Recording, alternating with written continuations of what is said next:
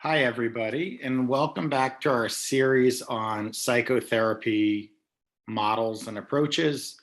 As you have seen in previous discussions, I tend to focus on the theoretical, then the application of psychotherapy, and then we evaluate the approach. So in today's discussion, we're going to talk about feminist theory and feminist therapy. So let me share my screen and we'll get started. So you might ask, well, why a feminist therapy? Why a therapeutic model related to multiculturalism? You know, there are different models of therapy that have emerged later in our history, relatively speaking.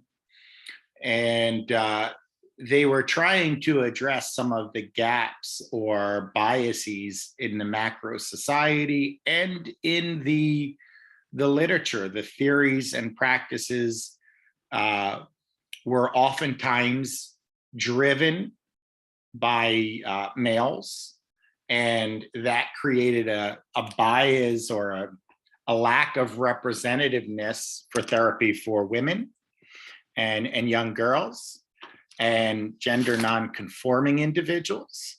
So all of this required another model, right, that is attuned to the unique experiences of women.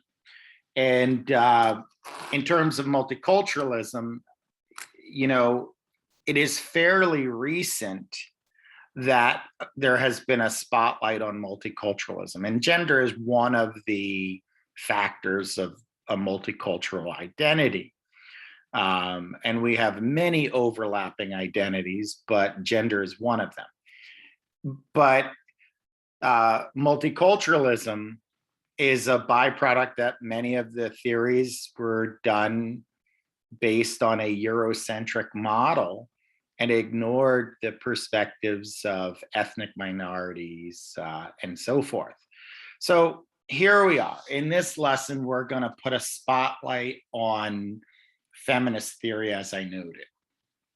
So if you are interested in working with people who are struggling with real life problems and you believe that the gender-based social norms or power structures or hierarchies or politics or economics in some way create an oppressive force for women, then you might fit into the model of feminist therapy, right? So we are going to talk about the structures of oppression. We're going to talk about the male superiority myth that Freud and many people in his day propagated, or the male norm, which a lot of, as I said, a lot of theory and research has been done on males and white males. So we didn't do a good job addressing the needs of gender-based minorities and ethnic minorities. So there are structures at play that create problems, as we will see. So one of the major goals is to raise awareness, bring to the forefront the social and cultural factors that impact how we think about femaleness and maleness, right? So what does it mean to be a male? What does it mean to be female? And we're going to talk about things like toxic masculinity, which is a relatively new term to describe a relatively old concept and problem in society. So we'll get there. All right. So what is feminism? I personally am a feminist, and it's interesting when I say that I'm a feminist. I have had people ask me, how can you be a feminist, you're not female. And that question is kind of silly, if you ask me, because you can have male allies, males who are working to advance the female cause, to work towards equality and fairness for women. And you don't have to be female to believe in fairness and equality. So in any event, here is a classic quote that describes what feminism is. Feminism is the belief that human beings are of equal worth, and that the pervading patriarchal social structures which perpetuate a hierarchy of dominance based upon gender must be resisted and transformed to a more equitable system. So if we were to boil this quote down, at the heart of it, it suggests that females are equal to males and deserve equal rights, opportunities, and freedoms. So back to the question I was asked, how could I be a feminist? I pose the question, how could anyone not be a feminist? How could a person not want women to be treated with equal rights and opportunities and freedoms to their male counterparts, right? So for me, any person can be a feminist, regardless of one's gender identity. So now, feminist therapy is grounded on the theories that come out of multicultural feminist scholarship, which from the theories, we focus on teaching women to be proud of their bodies, not to be embarrassed of their bodies, not to apologize for speaking up at meetings.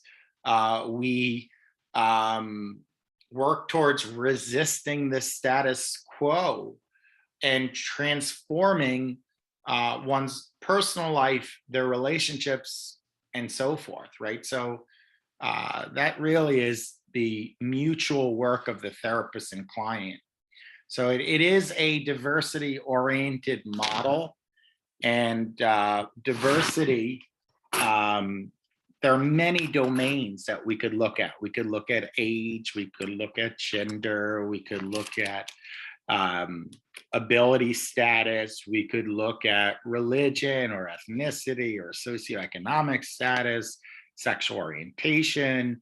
We could look at classic indigenous populations that have been marginalized in a country, national status, and of course, what we're talking about today, gender. And that is just one model of explaining,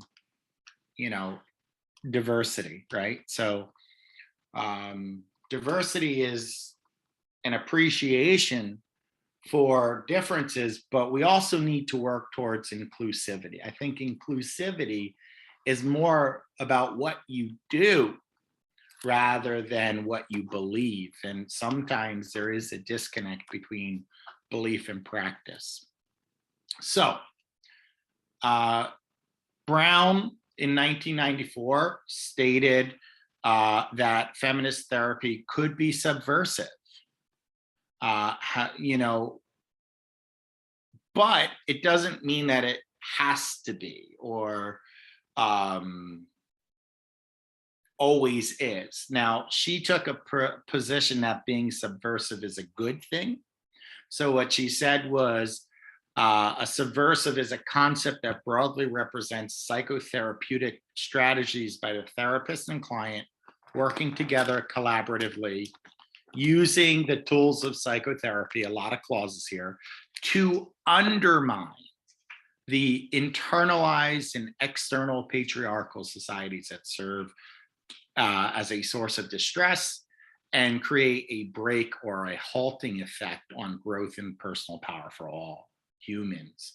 So when this position was put out there, there was a lot of reaction, but she said the word subversive has a negative connotation, but it doesn't have to be. And with feminist therapy, it's actually a good thing to break down structures that undermine growth and equality. So, but what is patriarchy? Patriarchy is a sense of a hierarchy which provides advantage to males, privilege to males, and devalues at the same time female attributes, right? So that's patriarchy, right? So if you have a society that pushes male superiority, that would be a patriarchal society, right? So now patriarchy, it represents, a whole host of spectrum, but patriarchy is not about critiquing males or what it means to be a male, right? It's a criticism about equality, right? So it's not about blaming men. It's not people's fault that they were born a certain way, but it is about holding a candle to and shedding light to imbalance, right? So there might be a perceived criticism that males might feel, but that's not the goal, right? So it isn't about bashing men or bashing male leadership. It's about trying to work towards egalitarianism or equality or fairness.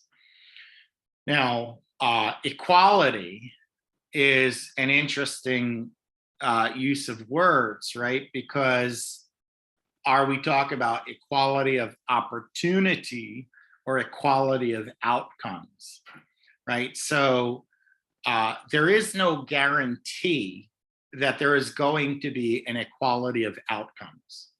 But when we talk about equality, there should at a minimum be an attempt to have an equality of opportunity or balance of opportunity. Now, we talk about gender, but I said to you, and I listed all these different diversity-based factors, starting from age to gender. But there is something to be said about intersectionality. And intersectionality suggests that we have multiple overlapping attributes, multiple overlapping senses of identity. And each individual identity doesn't tell the whole story. So Kimberly Crenshaw talked about multiple overlapping identities, and she did a famous study with an automobile company that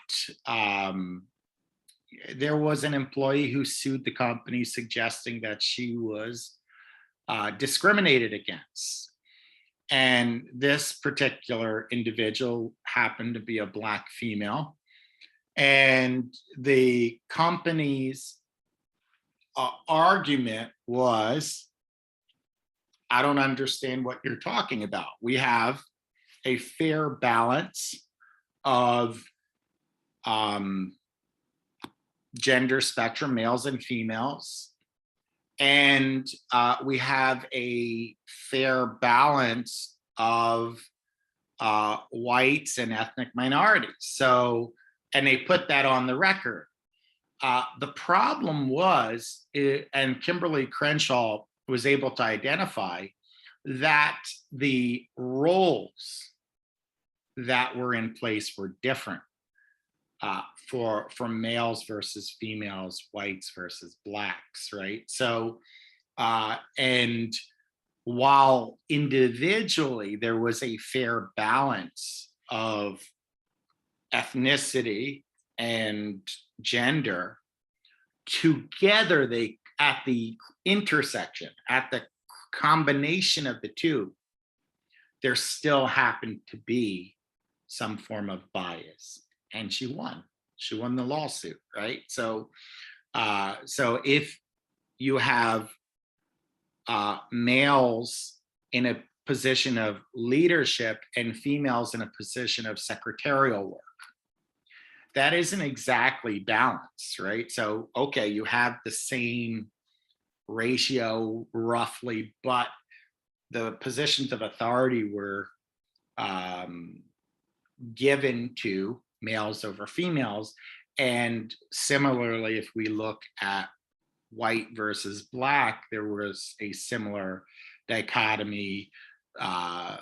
The suits, people in leadership managing the company versus people doing the manual labor.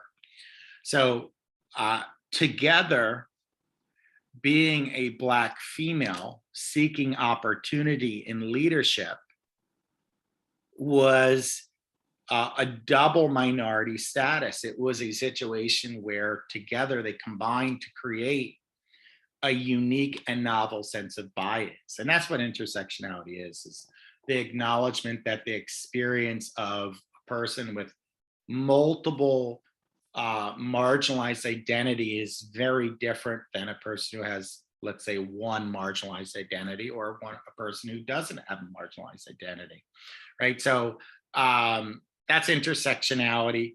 Now, our social identities I listed, so I'm not going to restate those.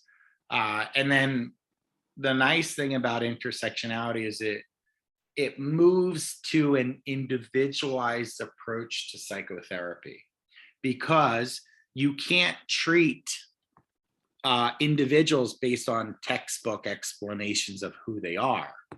So in graduate school, we are oftentimes encouraged to read Derald Wing Su's work. And he has a big, thick handbook on psychotherapy, which talks about this group and the next group, and it has a list of groups and working with that group. Now, where I believe that falls short is that it doesn't tell the story of intersectionality well. And so it's possible that when a client comes before you, you treat them like the textbook description, but it doesn't work. So the therapeutic alliance could be threatened because you're not treating the person as unique. And if we were to pull out the labels that might be charged because they're social identities, let's talk real practically. Let's take a diagnosis. If a person is diagnosed with depression, does everybody's experience with depression look the same? The answer is a resounding no. You could have 30 people who have depression, and their constellation of symptoms, their personal experience with depression is unique, which means that you have to tailor your therapy to the individual. And that's what we're doing from a social identity point of view with intersectionality, appreciating the unique experience, the composite experience of the individual who might have multiple overlapping aspects of identity. All right, I ranted too much on that, so I'm going to move on. So now what I'm going to do is I'm going to march you through the 4 waves of feminist theory and advocacy, right? So if we look at history, there are different goals or agendas of feminism throughout time. If we were to go just 100 years earlier, the biggest challenge was providing voice and voter rights. So the first wave of feminism in the 1920s was all about women gaining the right to vote. Now, obviously, there was an application here because one of the kind of compromises prior to in the Constitution was the 3/5 rules, which said that Blacks counted as 3/5 of a white vote.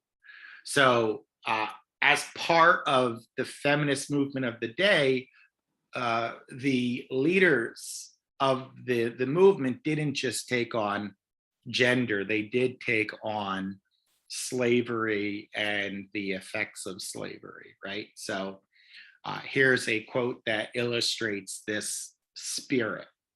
If you're female and can vote and own property, or you're male who thinks females should be able to vote and own property, then you owe a debt to the first wave feminism, right? So, you know, it's almost, when we look back, we're like, wait, there was a time that women didn't have a right to vote.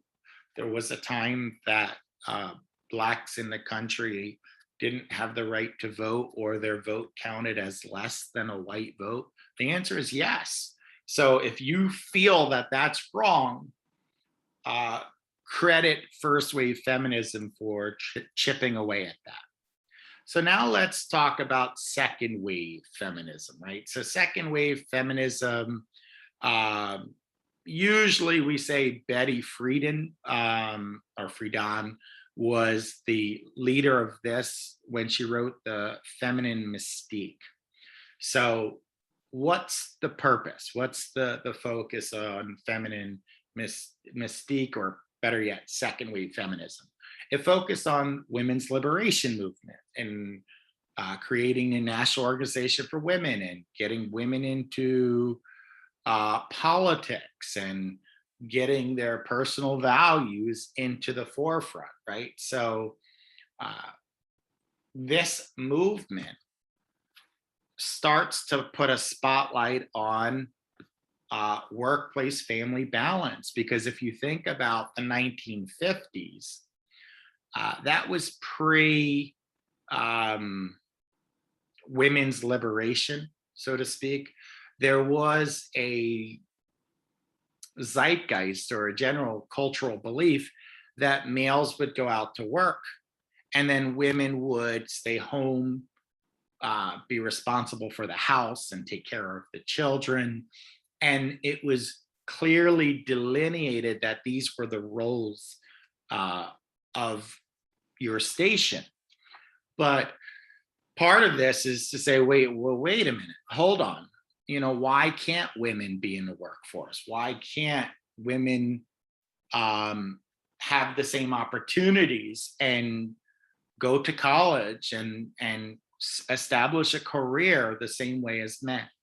So they focus on family, they focus on sexuality. And when we talk about sexuality, it's sexual freedom, freedom of choice. Another one of these old beliefs was that females were an object of male sexual gratification. So, and that's not right, right? So females should have the right to have their own pleasure and gratification independent of another person. So it's not, you don't just serve to please your male partner. Now you're listening, I want you to hear the 1950s attitudes, because it's very male, female, heteronormative, which was implying that, you know, heterosexuality was the norm, homosexuality or bisexuality or anything of that nature was considered abnormal. And in fact, there was work to be done for the LGBT community to get homosexuality out of the DSM, which only happens in 1973.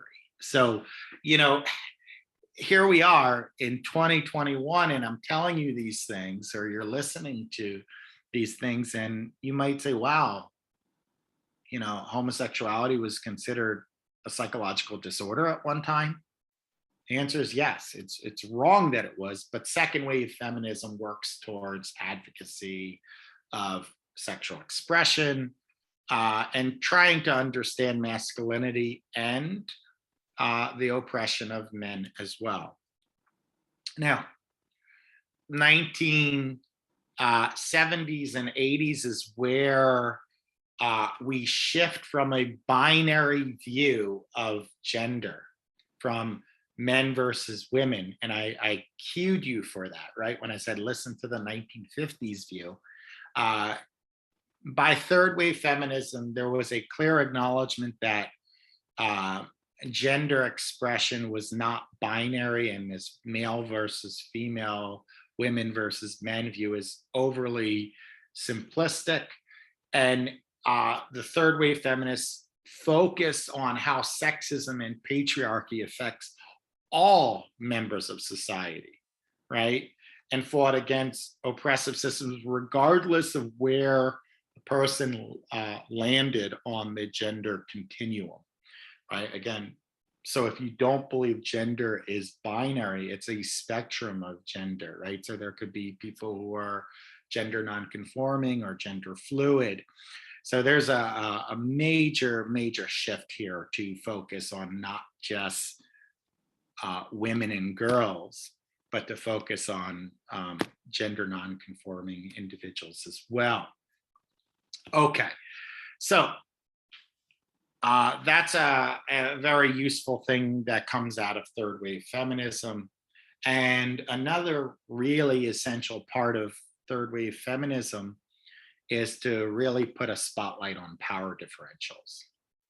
So let's move to where we are today. Where we are today is in fourth wave feminism. Women now have the right to vote. Women now work outside of the house. Women are able to appreciate pleasure during sex, not just be a conduit for males. There is an acknowledgement of full gender expression. So what's left, right? So here's the deal. We still have work to do, right? So in fourth wave feminism, we focus on things like technology and the internet and how technology might bias against women or objectify women, right? We work for reproductive justice, which is, your body, your choice. We work towards embracing spirituality as a person sees fit. We talked about transgender individuals or gender nonconforming individuals. The rights for sex workers. Believe it or not, the United States is a very conservative country, and we punish the sex worker because they're engaging in what, according to the law, is unconstitutional. It violates the law. We don't focus as much on the person who is going to a sex worker, right? So it's interesting how that works, and that seems to be unfair. But I say that the United States is a very conservative country because if you go to Holland, Amsterdam, being a sex worker is perfectly legal, and it is a proper profession, and you get a license and you get tested, and there's rules about how to interact with a person who is seeking your services. So in the United States, this seems very, very controversial, right? So there are stings all the time to break up these sex rings. Now, I don't believe that having rights for sex workers is the same thing as exploitation of women, right? So there are people who are sold as sex slaves or sex trafficking. That's wrong. That's wrong. But what if, like Holland has, a person wants to do this as their profession and it's a voluntary choice? It's their body again. It should be their right, right? So that's part of the advocacy. And all of these bullet points, you, if you're listening, could land on one side of the argument or another side. But remember, feminism is about fairness and equality, right? So if it's one's body, they should have the right to have decision-making ability over their body. And then we talk about body positivity and size inclusiveness, going back to where we are in the United States. The United States and many Western nations have what's called a thinness ideal, which perpetuates the belief that being skinny equals beautiful, being a fuller figure equals less attractive. And there are biases in magazines, there are biases in television programming, there are biases in movies. So we are exposed to this thinness ideal quite regularly. So I think it was Ashley Graham, which was the first plus size supermodel for the Sports Illustrated swimsuit edition. And that received some controversy. And that was about 10 years ago. That wasn't that long ago. So we are shifting towards more body positivity. But many parts of the world, the definition of beauty is different. So if you move from the United States and many European nations to Caribbean nations or to African nations or many South Asian countries, being a fuller figured individual is associated with beauty. But fourth wave feminism isn't to decide what you find attractive, it's to teach individuals that you can be beautiful at any size. And if you believe that you're attractive, then celebrate that, celebrate who you are. Okay. Now, those are the four waves of feminism in a nutshell. I also think at this point in the lesson, we can bring back previous individuals we talked about. So you may remember we talked about Alfred Adler, and he was an early feminist. And we suggest that it's possible that that was due to his wife, Reza Epstein Adler.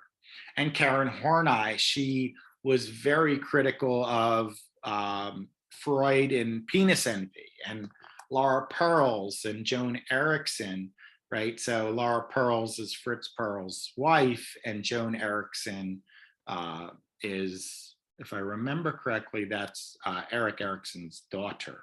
So each of these individuals pushed back against this male superiority or male normative approach or whatnot. So Reza Epstein Adler was a radical socialist and intellectual, and she doesn't get her due as much as deserved for helping develop individual psychology, right? So Alfred Adler's model of studying the whole person.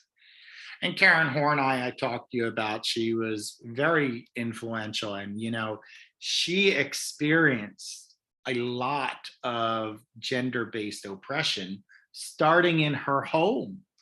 Her father was not even excited for her to go to high school because why would she need it? So she pushed back against that, and she really, that hit home with her that she needed to advocate against things like that. So she pushed back against your traditional Freudian psychoanalytic theory. Other publications that I think are powerful: Kinder, Kusch, Kirsch, and Scientific Law, Misogyny in the Science of Psychology. This was Weisstein's work, which talked about experimental psychologists in general and some of the sexist generalizations they made about women. So another one was Sex Role Stereotypes and Clinical Judgments in Mental Health. So this looked at what was considered healthy for males, females, and adults. And then Women and Madness, Chesler's work is incredible. She exposes patriarchy in consulting. So now psychotherapy used to be consulting room. That's how they refer to it. So, all right. So in her work, her main point was that psychotherapy was at that time sexist and oppressive towards women. So there is a movement to shift to address this. So there was consciousness raising groups, right? So Worrell and Remmer in 2003 talks about this, right? So in response to the growing awareness of personal dissatisfaction and unexplained malaise, groups of women began to congregate to discuss their life situations. In sharing their experiences of restricted and stereotyped expectations of how they should, in quotes, conduct their lives, they discovered that their problems were voiced and mirrored by others, right? So that's important. So they identified the problem. They identified that this was systemic, right? Sexism. It wasn't just experience on an individual level. So your connection with others allows you to facilitate change, allows you to increase other people's awareness and potentially inspire change. You know, some people, you know, they don't know that they're engaging in sexism. And that sounds crazy, but people have blind spots. And, you know, part of this consciousness raising is to move something from your blind spot into full view, right? So, whereas the opposite, instead of women's connection, women's isolation was what allowed women's oppression to continue. And that when you think about being in the home and not interacting with others, that allowed it to continue for quite some time. So we also have this idea of relational cultural therapy. So that focuses on the principle of connection. So it believes that psychological connection for women and men results in growth. Now, this should not shock you because we said this about social interest in Adler, and that's part of the therapeutic process, right? So pushing towards connection results in health and growth. So what are the theoretical principles of feminism? So feminist theory is complex and simple, innocent and insidious, common sense and deeply confound. What's the point? I might have oversimplified with the bullet points. There is an incredible amount of nuance to feminism. But in its simplistic form, feminism is simply about equality. Every baby that's born deserves to pursue their calling to the highest with no obstacles attached based on sex or gender, or race or culture. That is feminism in its simplistic form. And if gender should not in any way determine your roles or excuse you from culturally identified obligations, what would be the implications, right? So the implications would be a lot of growth, success, advancement of women to higher levels. Another application of what I'm talking about is if you look at C-suites, which is the highest level executives in the business world, there's an underrepresentation of women. And you have to ask yourself, well, if women are 50% of the population, why aren't they about 50% of the leadership positions in business? And, you know, part of that might be their choice, but a lot of it are these biases that advantage men over women. So I talked about sex and gender. I think it's important to define what I mean by that. And why am I defining my terms? Because if you were to look at a doctor's office screening form, even 20 years ago, they would have used sex and gender interchangeably. But that's not right, because sex refers to one set of attributes, gender refers to another set of attributes. So what is sex? Sex refers to your biological, physiological, or anatomical characteristics linked to being male or female. So if you have an XX chromosome, you're female. If you have an XY chromosome, you're male. That would be on a chromosomal level. But what if you have a disconnect between your chromosomes and your genitalia? So you might have an XY individual, which would be labeled as male, who doesn't have a fully differentiated penis from week 6 prenatally. What do you do with that? Right? So it's more complicated. And I think that both sex and gender actually there are more than 2 options, if you ask me. For example, anatomically, you could have a penis, you could have a vagina, or you could have both. What do you do with a person who has both sex characteristics, right? So it's complicated.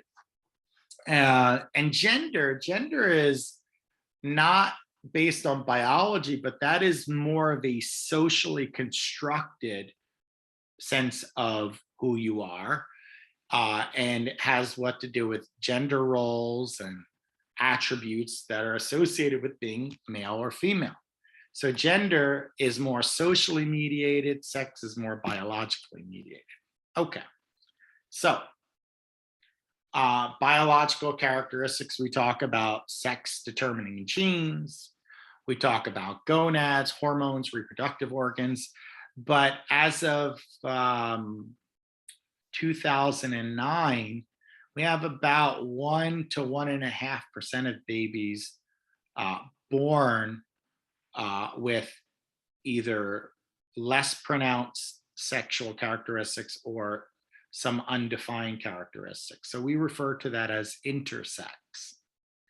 We also have transgender, which people who biologically have one set of sex characteristics, but they identify with an expression that's different than their biological sex. So that's called transgender. I'll give you another controversy that people had when Caitlyn Jenner acknowledged that she is transgender. There's a lot of people who are up in arms about that because Caitlyn Jenner was a symbol for masculinity in the 1972 Olympics. There's very few sports that are more challenging than the decathlon, right? You have 10 events, and Caitlyn Jenner won gold for America and was put on Wheaties boxes and shown in the 70s as this figure for male dominance, when internally she didn't feel male. So when she stated that she was seeking to transition, she was bullied, ostracized, castigated. And you'll notice even the pronouns that I use, I said she was, right?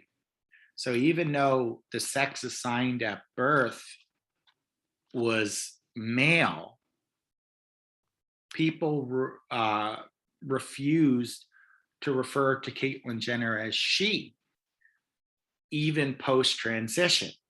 So that's wrong because you're invalidating a person's identity, right? So being transgender, your gender expression is different than your biological sex, right? So that's what it is. And I give you that example because, again, that's not that long ago. And people will bully, people will tease. And what we find is that the rates of mental health problems and suicide is very high in the transgender community because other people refuse to create space for their existence. Now, cisgender is where your gender identity matches your biological sex. So I am a cisgender male, so I feel male, I identify as male, my genitalia is male, everything about me is male.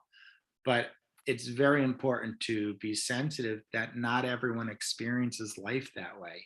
And can you imagine how difficult it must be for an individual to not feel at home in their own body, feeling uncomfortable with their genitalia, loathing their genitalia? And I've had clients tell me that every time they showered, they were disgusted by their genitalia because it didn't match who they are.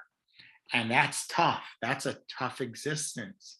So I'm going to encourage a plug for creating more space and inclusivity and receptiveness to all individuals, regardless of their gender expression, or sex expression.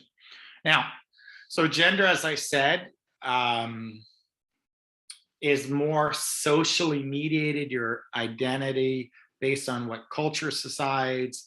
And there was an interesting meta-analysis, which basically, it was a review, I should say, of multiple meta-analysis, which basically found that in many ways, males and females are very similar in psychological functioning and psychological variables, but yet society pushes for differences or distinction.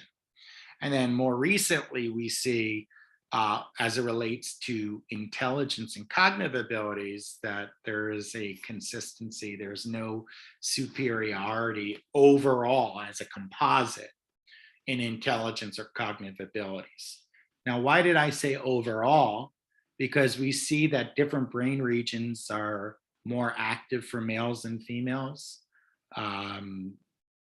relating to differences. So males might have greater spatial abilities based on functioning of the parietal lobe, but females might have greater language and linguistic comprehensive abilities based on activity in the frontal lobe and Broca's area and Wernicke's area and whatnot.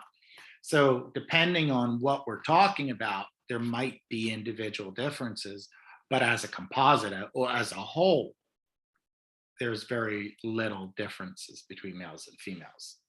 So from a developmental psychology point of view, Margaret Mahler talked about this goal of separation individuation, which is the goal of a person becoming their own entity. And you may remember I talked about object relations therapy. Margaret Mahler could be put into that mix where at birth, children don't see themselves as independent entities. But by about 1 year old or so, one can recognize the distinction of the self relative to the caregiver. So they become independent, or I'm a separate individual, right? So that's, your first thing that happens. Additionally, we start to see an awareness of sexual identity. And I say, as early as 18 months, but it could also be as late as 3 years. It doesn't always happen in 18 months, but we tend to see children recognize that they're a girl or a boy, or they might recognize that they're unsure whether they're a boy or a girl, right? Which is important how early this happens, because people are saying, oh, it happens because of socialization, it happens because it's over the internet and all of this, it's happening in the classrooms, but people understand their gender or sexual identity, better yet, they understand their sexual identity even before they go to school, right? And you can see this in terms of play practices. You can see this in terms of, bathroom choice. No, I'm a male, I go in the men's room, right? Or a question if you have a single parent. I'm a male, why am I going in the women's room, right? So that might tell you that they know their sexual identity. Okay. So one challenge, as I said, was the male superiority myth. Freud believed that males were superior to females. Darwin believed that males were superior to females. Another challenge was males as the norm. So the standard is maleness, right? So when we talk about the male normative perspective, everything is referenced to the male. And that creates some biases because you undervalue being female, or you view being female somehow as less than average or less representative or abnormal. So imagine being in a world where you're told that because of your sex very early, you inherently are valuable as a male. And then for others, you're told that you're inherently less valuable because you're female. That plays a psychological toll on a person. That can really, create psychological dysfunction. Now, other research, I'm sure many of you are familiar with Kohlberg. Lawrence Kohlberg is one of the major researchers on morality. He's up at Harvard University. Unfortunately, he died young. He actually committed suicide due to some significant medical problems that weren't going away, and some other likely interpersonal distress. But he suggested a model, 6 stages of morality.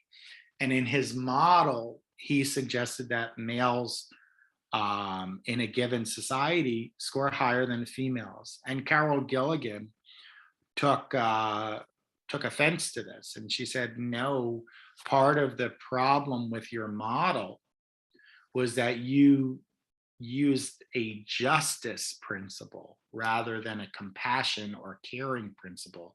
So Carol Gilligan writes a rebuttal or an alternative view of moral development where women would be equal to. So if you were making moral reasoning decisions that were based on emotional pain rather than justice, what we would find is that women would score higher. So Carol Gilligan suggested that there was some kind of implicit bias in the research itself. So, and then Shelley Taylor says this pretty nicely, that women tend to seek a different reaction to stress, right? So the term tend and befriend is a way of dealing with distress versus fight or flight. So from a neuroendocrine perspective, even we see that women respond differently to stress. So old patterns, can men really understand women? There's this saying, oh, I was just joking, or that's locker room talk, or things like that. These are historical rationalizations for why men speak disparagingly about women, men objectify women, or men imply women are somehow deviant or less normative. So the question is, can men really understand women? The answer is yes. Men can understand women, but it requires taking off the old glasses and putting on new glasses to look at the experience differently. So listen and see how people talk about athletics.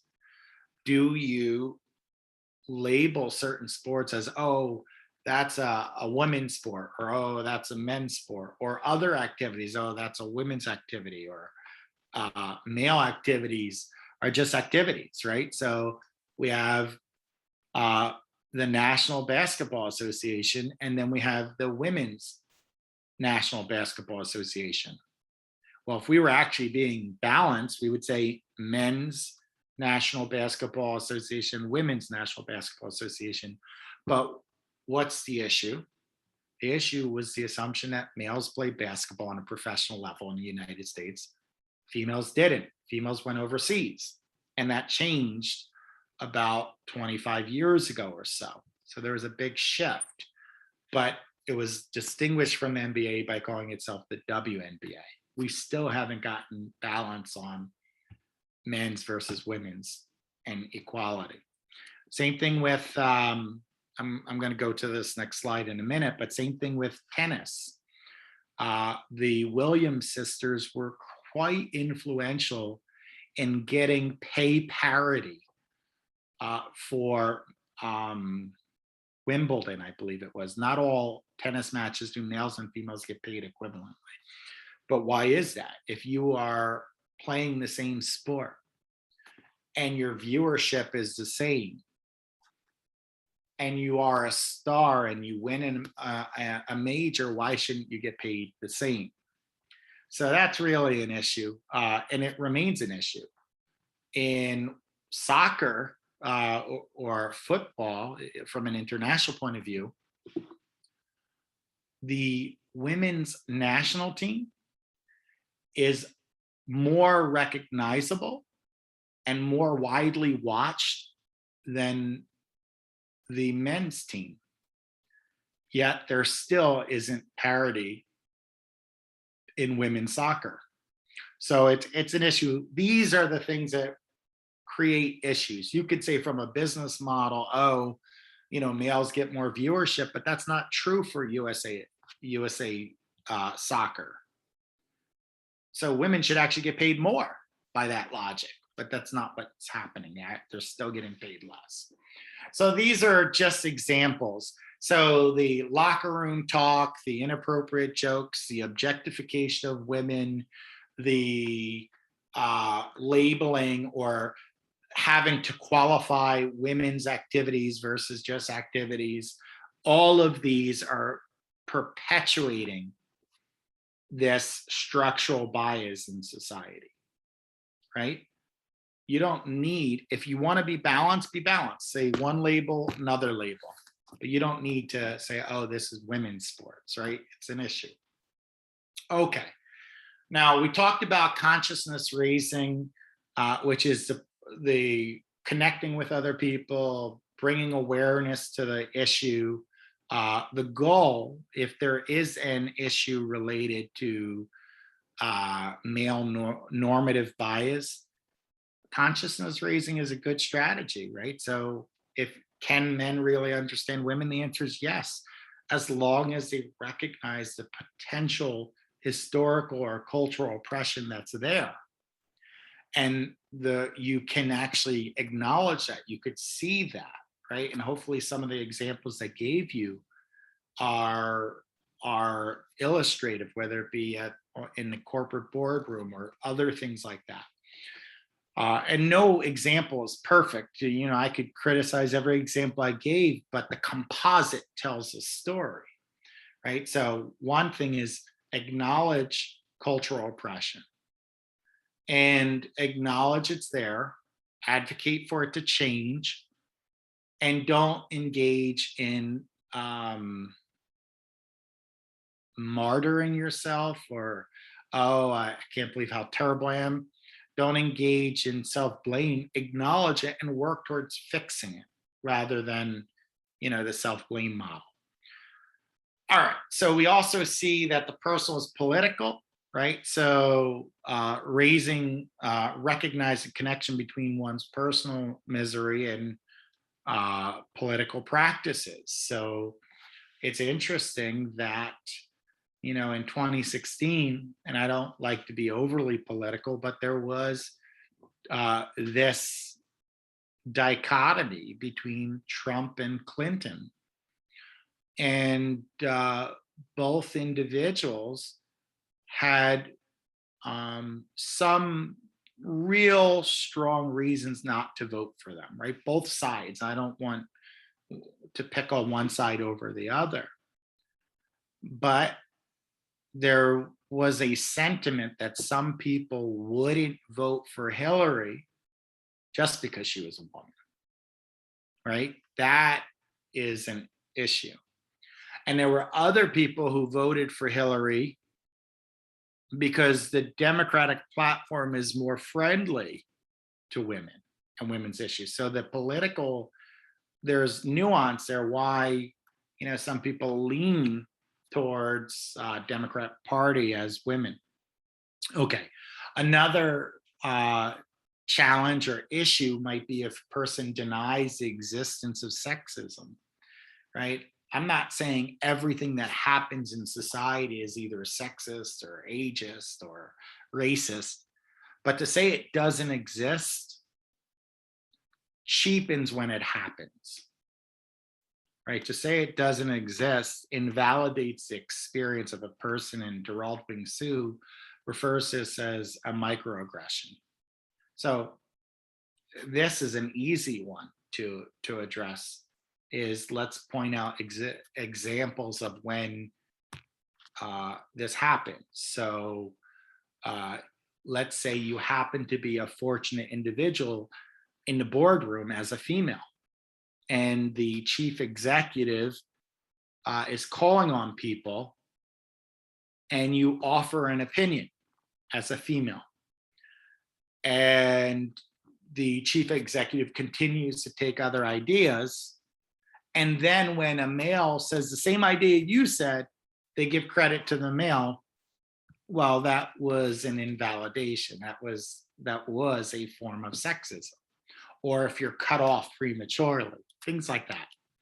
All right, so the practice of feminist therapy is all about awareness, which is consciousness raising, and empowerment, working towards really getting yourself to believe in equality, getting yourself to advocate for equality and feminism and whatnot, and assertiveness, right? I can't tell you, I'm very fortunate that I'm involved in many organizations and in leadership in organizations, but I can't tell you how many times really brilliant leaders who happen to be female will apologize after saying something really brilliant. Sorry to cut in, or sorry to disagree.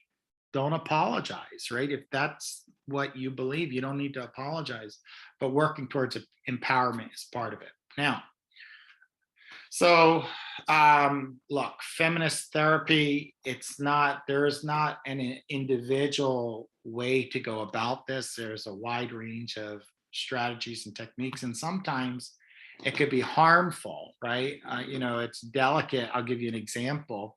When you're working on empowerment for individuals who happen to be victims of intimate partner violence, right? So that's an issue, right? And teaching assertiveness might create problems in the home or create more violence. So there are other strategies that we do. We'll talk more about that another time, but so sometimes you have to use the tools, but have multiple tools and decide when it's appropriate to use it. All right. So technically we tend to be more eclectic. So what are the goals, right, in the practice of feminist therapy? We help clients see the patterns or social forces that have diminished their sense of power or control. Now, it's interesting for people who have this privilege, the goal is to help them see these powers at play and reduce these barriers, right? So we also help clients reclaim power, authority, or direction in their lives.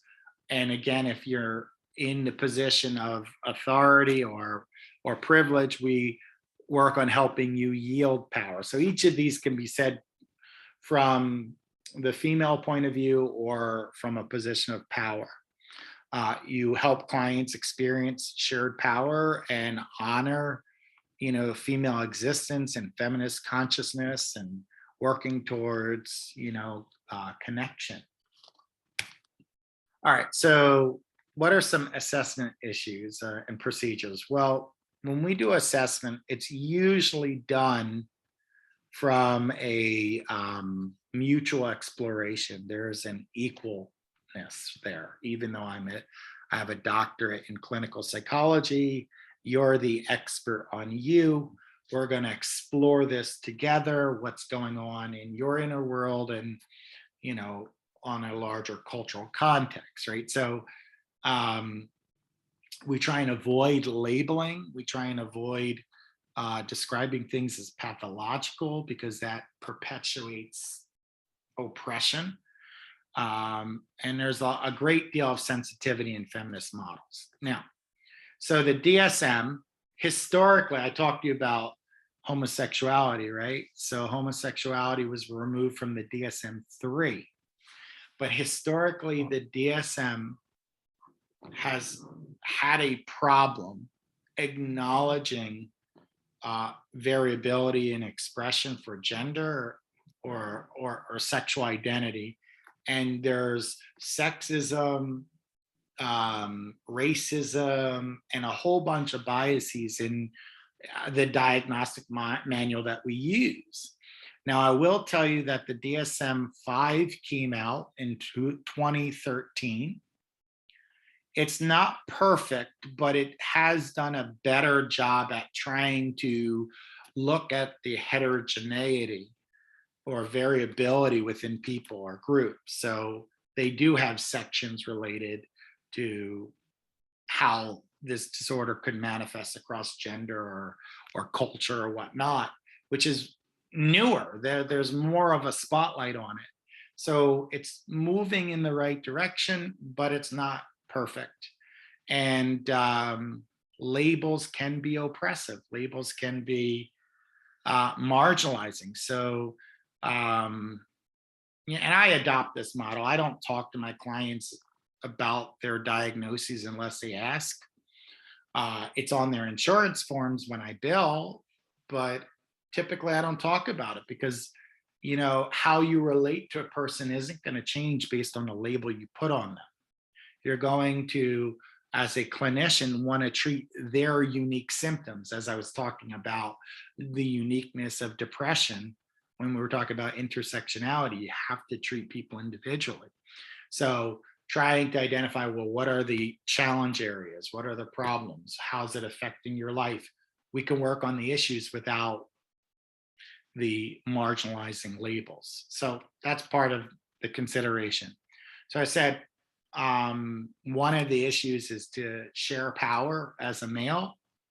So from a feminist point of view, we might do a power analysis. Well, how much power do you have in your various life domains?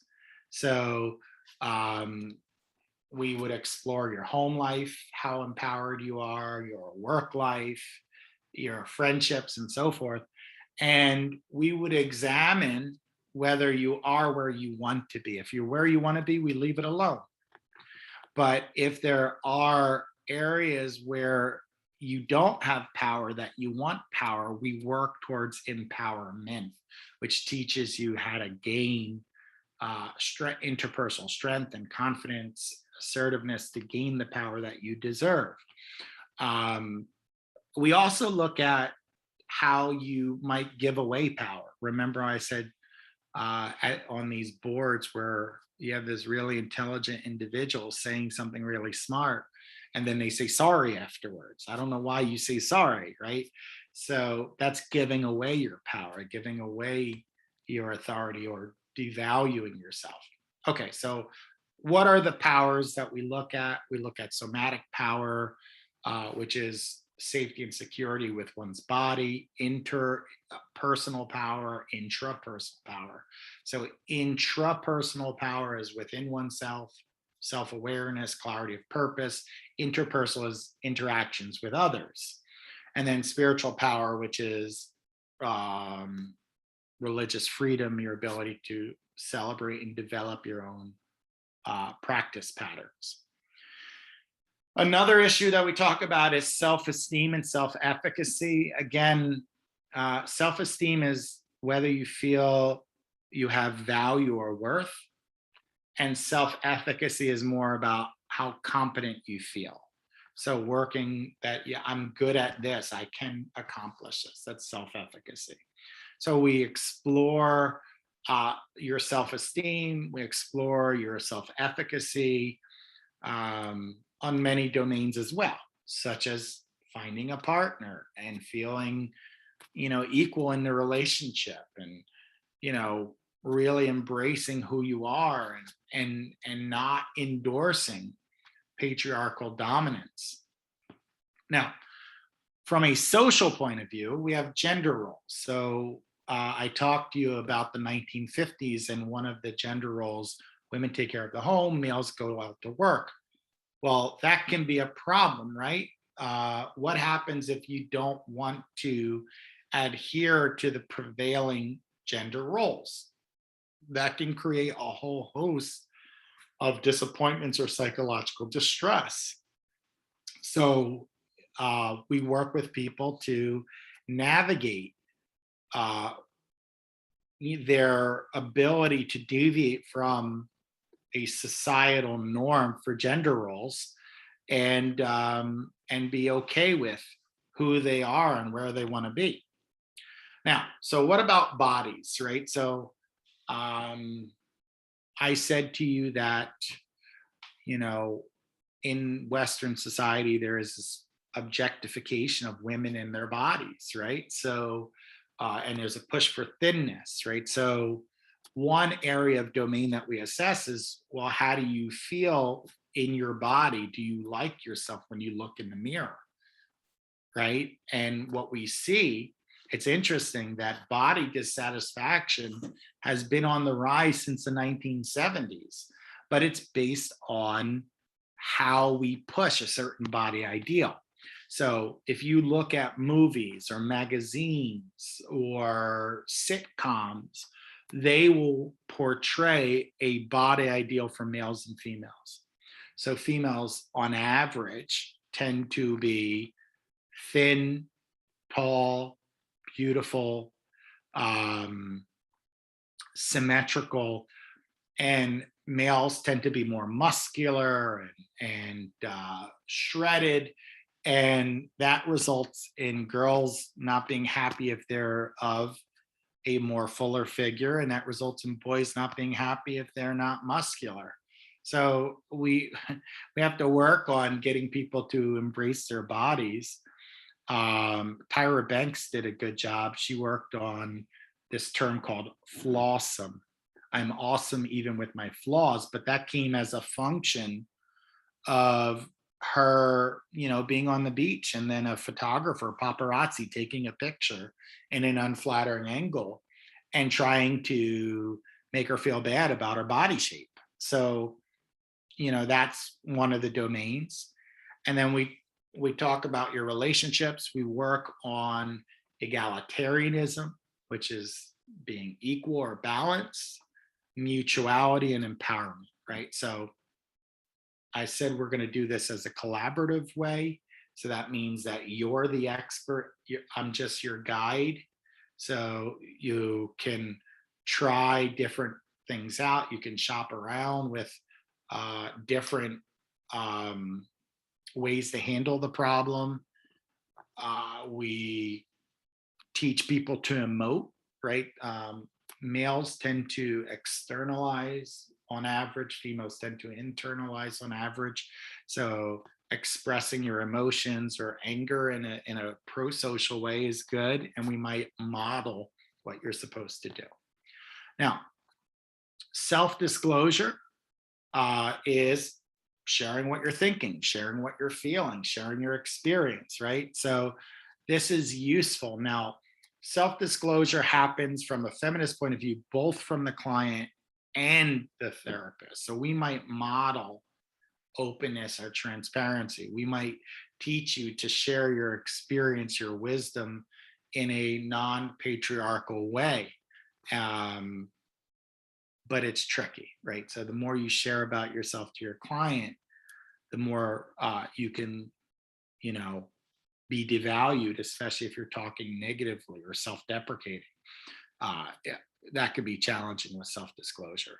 So what about sex, right? So I talked to you again about early on, females tended to be an object of sex or sexuality, not an equal person or partner, right? So the sexual revolution in the late 1960s and 70s did a good job at teaching people to express their sexuality more fully and more openly without shame or embarrassment, right?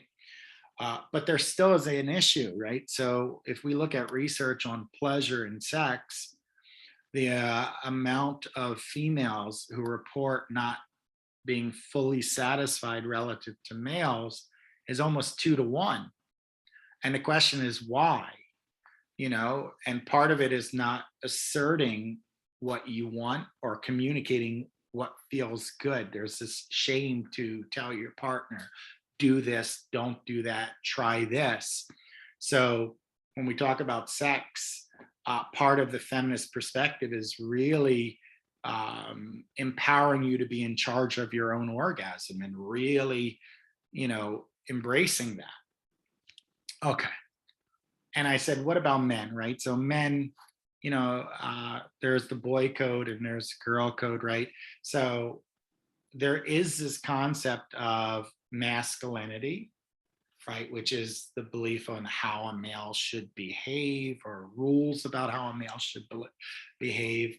And then there is toxic masculinity, which is when you indoctrinate young boys to only behave in a highly patriarchal masculine way that increases violence, intimate partner violence, and a whole host of other psychological distress, right? But males face problems related to gender too, things like homophobia, aggression, workaholism, inability to connect with or relate with women, you know, biases about male parents and so forth, expressing one's emotions, right? So the challenge for feminists and men's advocates is to get males who are caught up in this stereotypical masculine role to go out of that role or to yield space or confer privilege on other people. So as I said on a previous slide, we might work towards assertiveness with females if there's this power disparity. With the male in the relationship, if it's a heterosexual couple, we might work on the male yielding power if that's the dynamic, right? So if you read Boy Code, it's really an important thing that it's a great piece that talks about how gender-based stereotypes negatively affect males. And there's APA has come out on the treatment of boys and men, right, which talks about some of this stuff as well, which might be of interest to you. So I'm going to stop my share here, but I'm going to put on a video, again, the same way I always do, to highlight how this process works in therapy. So this video illustrates feminist therapy at work. And without further ado.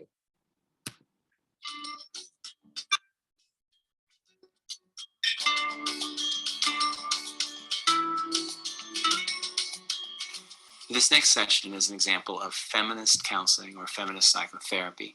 Rita is the counselor, and you're working with a woman named Amanda on some life decisions that she's facing. Right. Feminist therapy, in a nutshell, almost always includes a critique of power and of oppression in the culture. And, you know, the truth is, it's just as damaging to males as it is for females. And consistent with that concept, Feminist theory suggests that the root of pathology or psychopathology is not in the individual, but in the culture. Right. And some of the distorted ways in which usually a paternalistic culture might be affecting or oppressing individuals. And so the listening focus is on how is the culture affecting the individual who's in counseling? What ways maybe has the individual internalized some of the cultural forces and maybe even is oppressing himself or herself?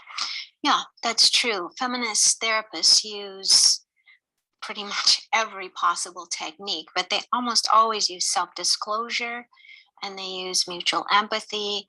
And they're striving to create an egalitarian relationship that really will allow the client to become empowered. In the upcoming video segment, Amanda is a very bright and articulate and Southern young woman who's struggling with some choices she has to make within the context of a complex web of relationships. Yeah, that's right. So let's watch a little.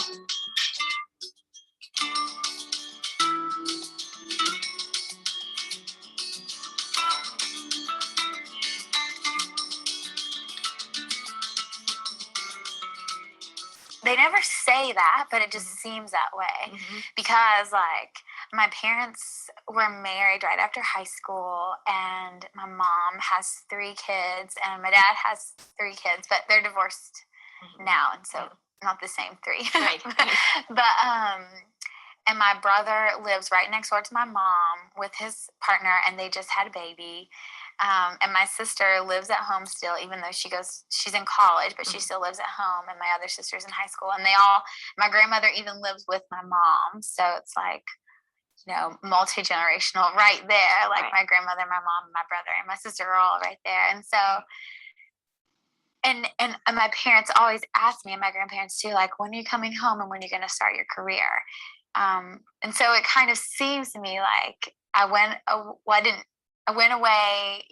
for a while, and now it's like, maybe it's time to come home and start a career and a family. And so I just feel like I want those things, and part of me wants them right now, but I also really want to pursue this.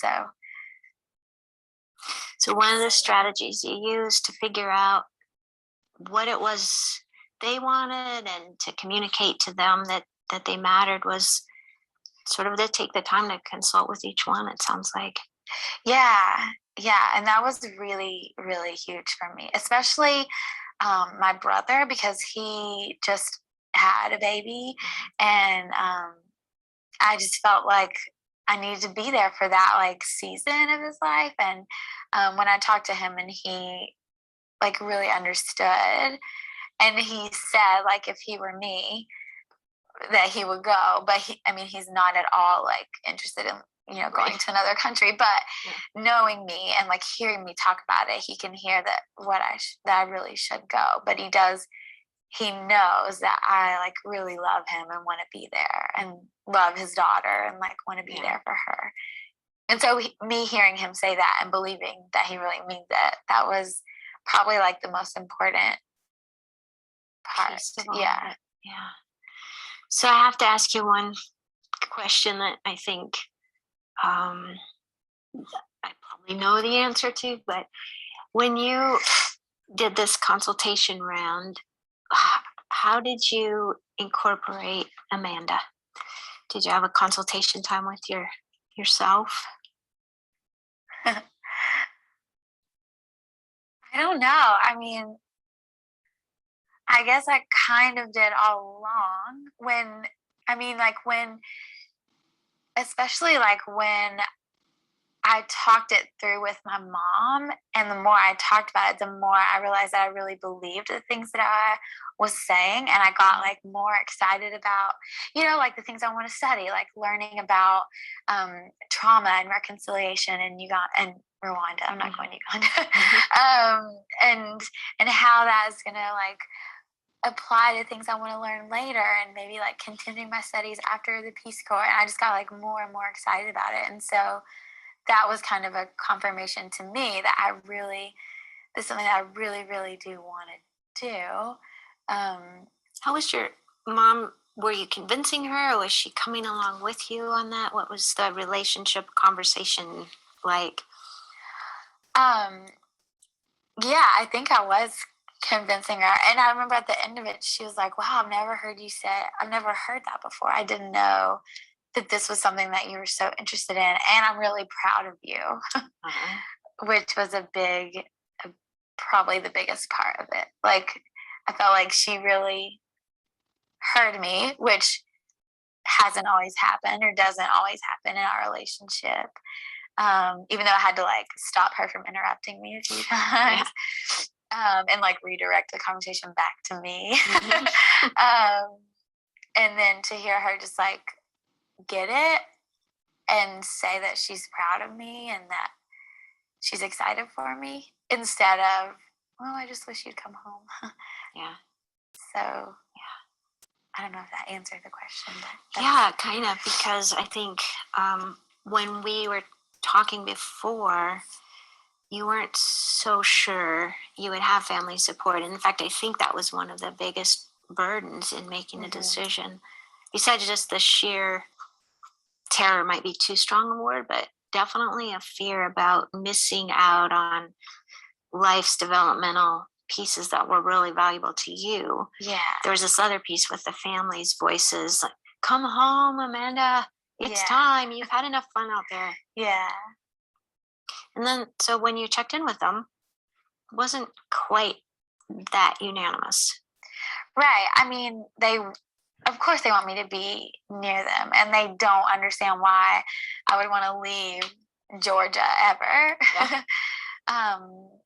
But they like really want me to be happy and successful and fulfilled. And so they want that more than they want me close to them.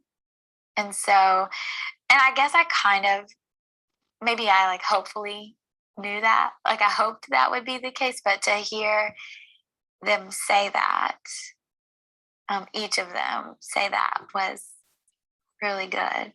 But also I kind of said, you know, if I don't like it, I can come home. And so knowing that it's not like a permanent, forever, like commitment, you know, makes it a little bit easier for everyone. So you had permission to give it a try from them. And I'm hearing indirectly that you sorted it out by talking to them, but I'm still want to come back to that question about how do you check in with just Amanda? Is there some way you do that after you've had those conversations?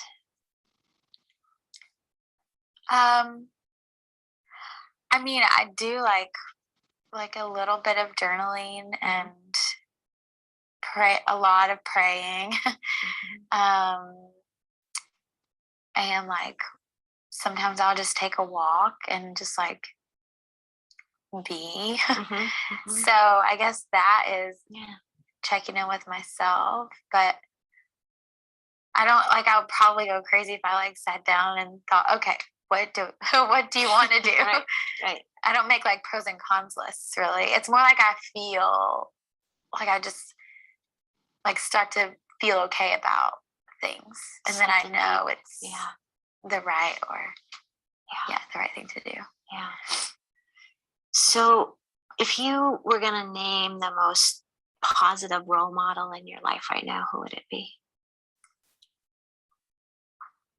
The most positive role model that's like here with, it can be anywhere, or a combination of pieces of role modeling that you've picked up along the way that you really like how that person is, or you would like to be like them. I don't know.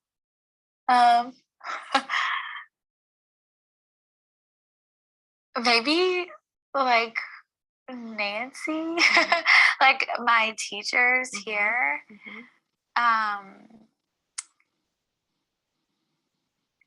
I think because, well, like one thing that I really like about Nancy is that she is like super, super smart, but she's a learner. So like she is really confident in what she knows, but also like realizes that she doesn't know everything, and is like was really interested, you know, to hear from people and to like learn and like to add to her own experience. And so that's something that I really want to be. And sometimes maybe I do that too much. Like I want people to tell me what I should know and what I should believe and what I should do.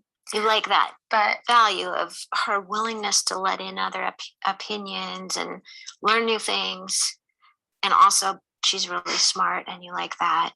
yeah, and really confident about her own ideas and beliefs, which I would like to have more. Yeah, that's the piece I was thinking might be the role model piece. Like, okay, here's this really smart woman who isn't afraid to take in new information, but she's also pretty confident about what she does know and who she is. Yeah. And that's what I see you moving toward as you sort out the different voices in your life. And yeah. Rita, in that previous segment, I noticed that you asked Amanda if she took time and how she consulted with herself. Yeah, you know, Amanda is caught in the very traditional problem that many females find themselves, which is an expectation they will check in on everybody else's opinions and everyone else's needs, and they will do that first and sometimes foremost. Right, and so feminist therapy is focusing on how Amanda can find her voice and find her place in the world. Yeah.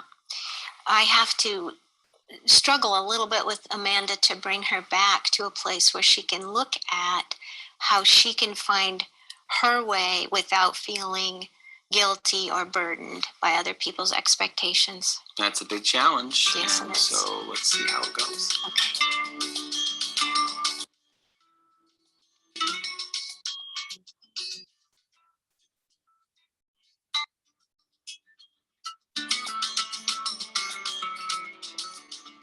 Pretend like I'm not really saying goodbye.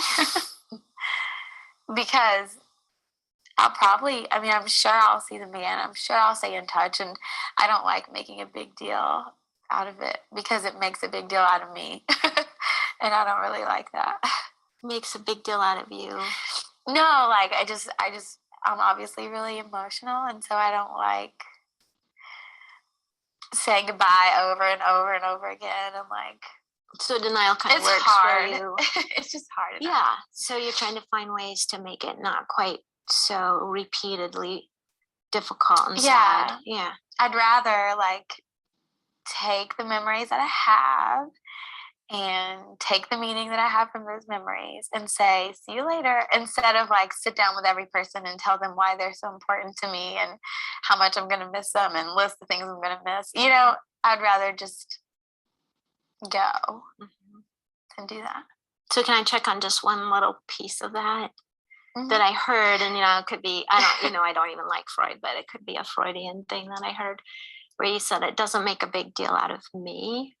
And I know it was just a expression, but the reciprocal of that process, if you did go sit down with each person that you're imagining, you said, oh, Nancy, thank you so much for everything you've meant to me.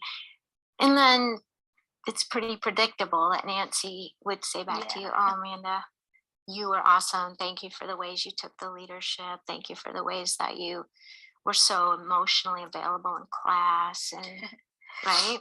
And I'm guessing that we hard saying those things and taking the time, but it would even be harder to sit there and hear back how much people care about you and your strengths. Like just yesterday, I said goodbye to the family that I've been nannying for, and I kind of wanted it to be like it's been good.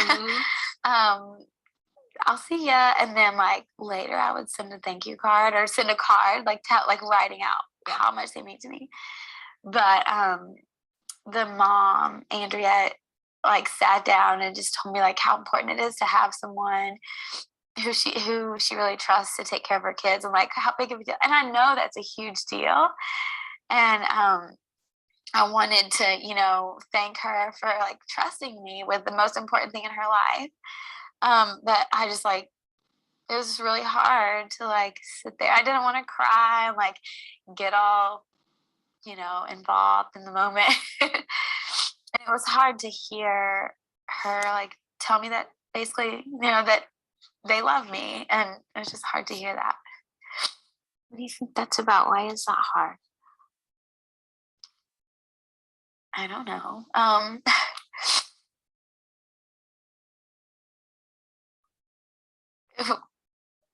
Because I feel like I don't want to leave. Like if I'm such a good thing in their life, I feel like a jerk for leaving. Mhm.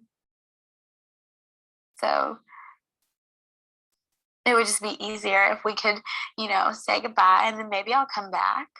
But not to know how significant you were, because somehow there's a message that comes with that you shouldn't take yourself away because you're important and helpful to these people and they love you, and that's such a hard message in our culture. I can't tell you how many women I know who feel like they should clone themselves into at least 4 because these people at their church tell them how much they matter and they need to be over there and their family needs them, and then they're really good at their work, and then they're in a reading group and the group just wants more time with them. And how do you be a wonderful person who everyone wants more of and not go around feeling guilty all the time? Yeah.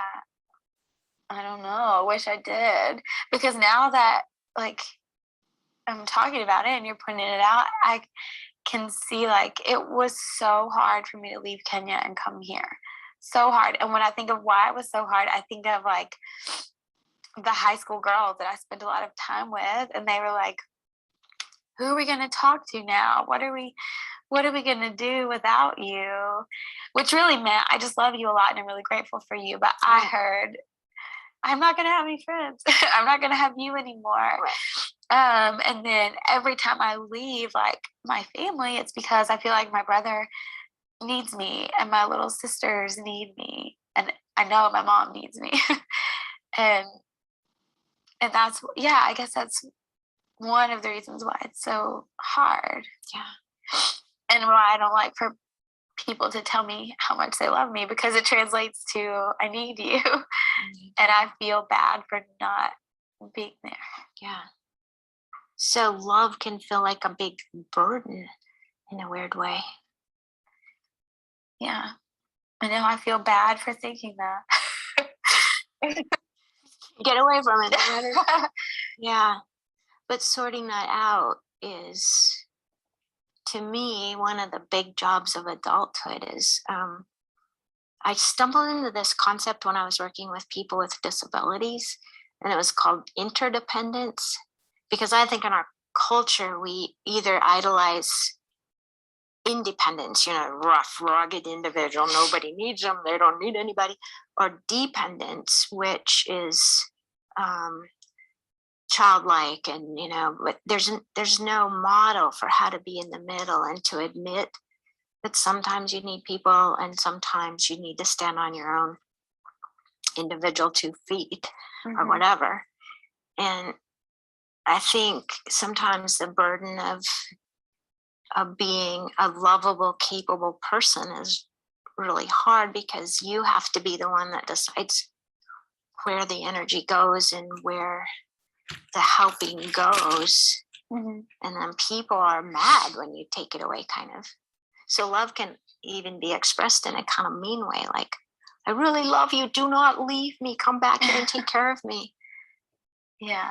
So the hard message of someone who loves someone saying that is, oh, I am so sorry, I love you too, and I believe in you, and I think you can find some new ways to meet your needs, because I'm going to be moving on over here, but I still love you, and I still love that you love me. Does that make sense? Yeah, it totally Felt does. like it was a little sermon there, but no, it totally does. And that I'm realizing that I thought that I was carrying this burden of being so needed, and now I'm like, oh, it's kind of arrogant to think that that people like need me so badly. yeah. I had a little bit of that same feeling when I was in India, like, oh, what, but it was also this freeing thing, like, oh, okay. It's a little embarrassing, like you said, but Yeah. it's also kind of freeing. Like, then the job becomes to figure out who you are, do what you need to do with your life. Mm-hmm. Does that feel like a burden or a happy thing, or A good thing. yeah? Freedom Yeah. is always a good thing. It sounds really confused. Well, because I'm thinking that sometimes it's hard. It's hard because then you have to like really look at yourself and figure out who you are and what you want to be, or who you want to be. I know. But yeah, it's a good thing. Well, that's something we can talk about in our next session too, if you want. May have to be after Rwanda. Yeah, it will. Yeah. What we just saw is pretty profound. The whole sense that love can be a burden is a big deal, and it's also interesting that it's that balance of communion versus agency. It is. It's a very tough balance to find. And also, I think there at the end, Amanda was facing, in a very endearing sort of way, how hard it is to experience freedom. Freedom we think of as very positive, but it's a burden in itself, that we have to decide who we are, how we're going to be, how to use our own potential in the world. Yeah, Amanda is a very bright young woman, and I think she's insightful, and she has a lot of the qualities that make her an excellent candidate for feminist therapy.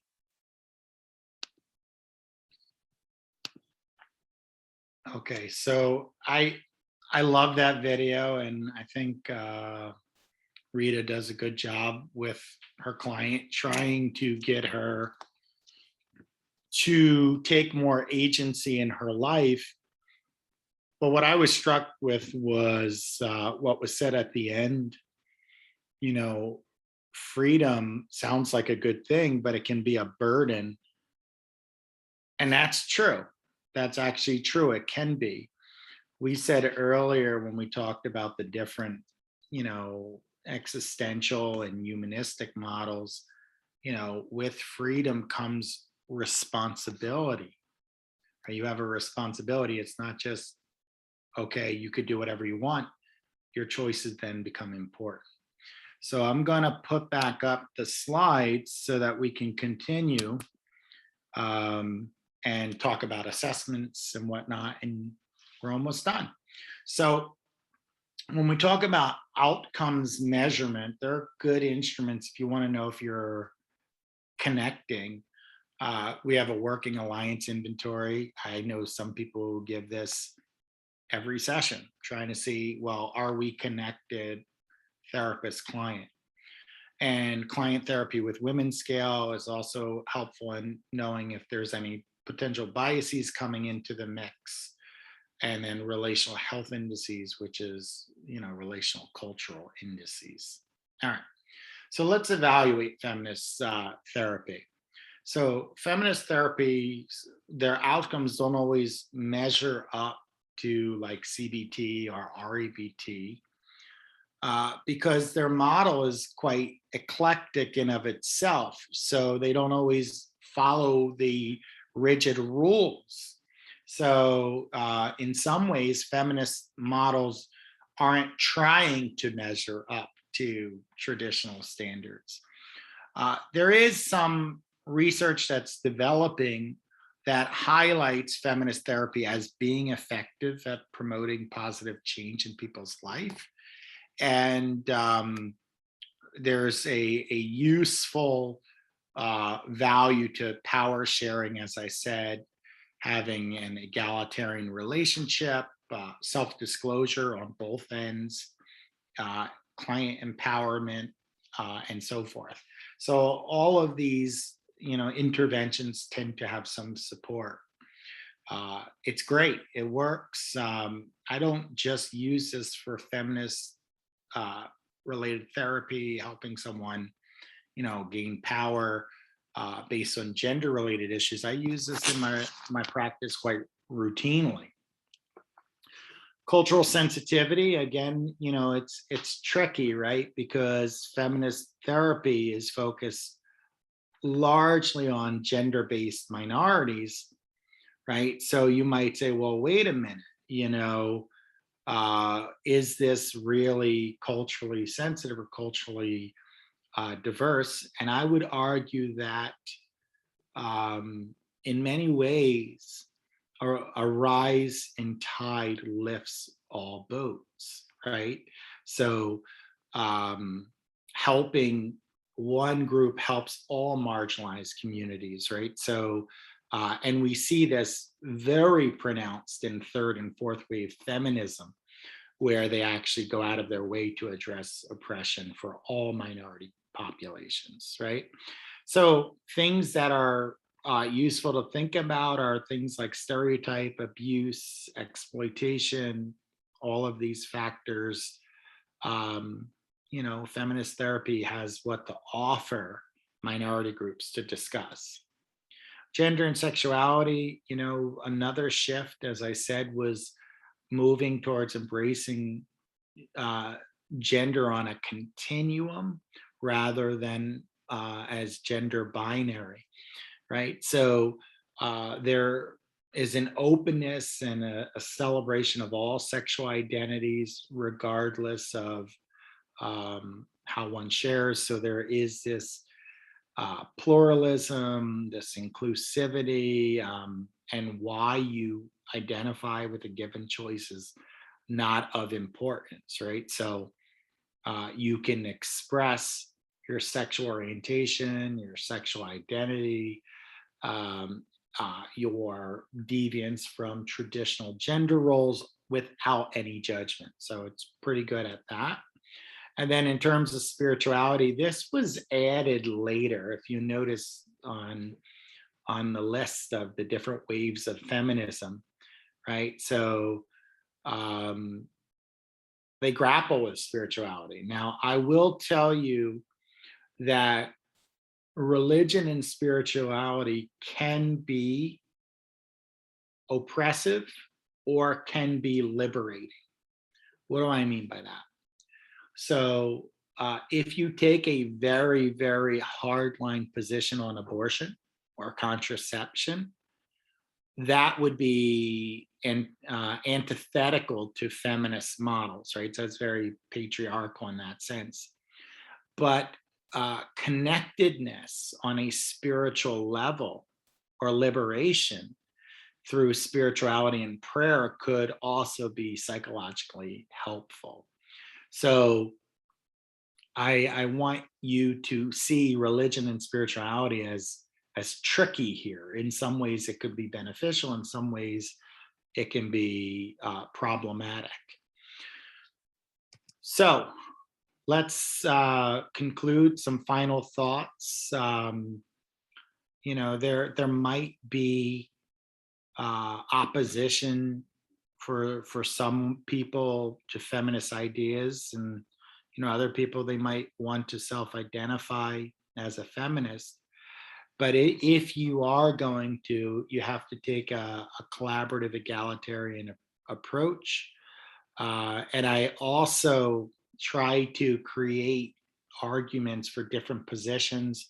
So more important than whether you agree or disagree with things in the absolute is whether or not there's anything meaningful that you could add from this lesson to your practice to make you a better therapist. And if there are things that I said today that you don't fully agree with, leave those on the sideline.